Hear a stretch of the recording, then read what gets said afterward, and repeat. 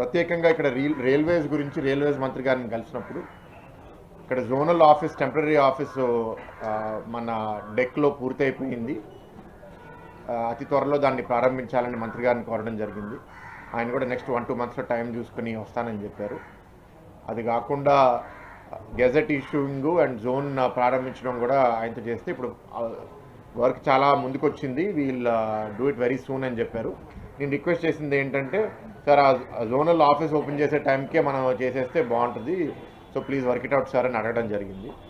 And కొందరు PHODs కూడా appoint చేశారు రీసెంట్గా. That is one side.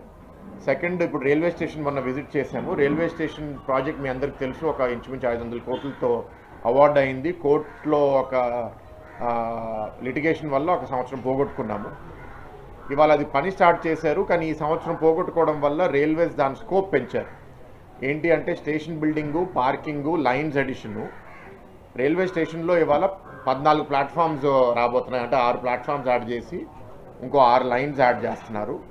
And general lines 2 నుంచి 3కి పెంచడం అనేది మీ అందరికీ తెలుసు, అది ఆ పని జరుగుతుంది. And station buildings west side, east side వస్తున్నాయి. వెస్ట్ సైడ్ ఫస్ట్ కన్స్ట్రక్షన్ అవుతుంది. అది అయిన తర్వాత ఇప్పుడు ప్రస్తుతం ఉన్న మెయిన్ బిల్డింగ్ ఎరగొట్టి ఇక్కడ ఈస్ట్ సైడ్ కూడా కడతారు. ఇక్కడ ఫసాడ్ మార్పుల గురించి కూడా మీకు సూచనలు ఇస్తే, ఆ ఫసాడ్ మార్పు సజెషన్స్ 3-4 ఆప్షన్స్ ఇప్పుడు మంత్రి గారి దగ్గరే ఉన్నాయి. అన్ని స్టేజ్లు దాటేసి మంత్రి గారు ఫైనల్ అయిన వెంటనే ఫసాడ్ కూడా క్లియర్ అవుతుంది.